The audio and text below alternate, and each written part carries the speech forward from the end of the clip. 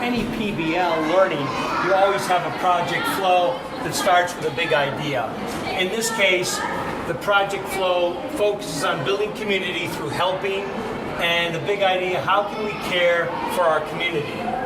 So along the way, children are going through the core elements of PBL to achieve this goal, and then there's a clear project outcome that will result in an exhibition by the students where they have an opportunity to share and demonstrate their learning. So our KG learners are doing this project called Building Community Through Health. Yeah, and the driving question is how to care for our community. So we started with the GITS activity. That GITS is getting into the zone. So they saw a video about Clifford the dog, in which they learned about helping, how to help each other. Through health, they understood that who are the first people who help you? Their family. So mama and papa, they understood that how parents help them. And they also learned about the time they spend with their family. So coming to the point where there are a lot of occasions and festivals when our learners and their families come together, right?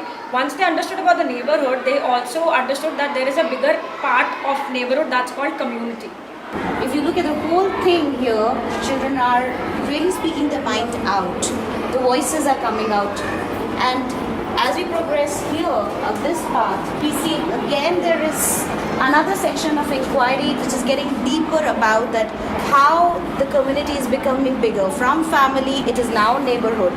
From neighborhood, it's about all the buildings and things which you see around which are useful to us. And that's the beauty of the PBL, that from a big idea, it all comes down to the bigger inquiries. And that helps them to find answers to that big question. Our learners became engineers. They actually created blueprints, and they created different kinds of shelters as part of our community.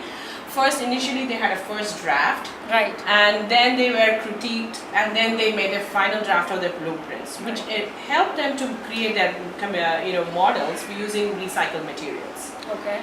So they explored different kinds of materials available in the classroom, and they started making their models.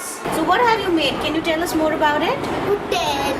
And hotels, trees, buildings, shops, and lot of cars, and fun, swimming pool, chairs. Why did you make all this? Why did we you could make a community. Make a community, okay. Like a community.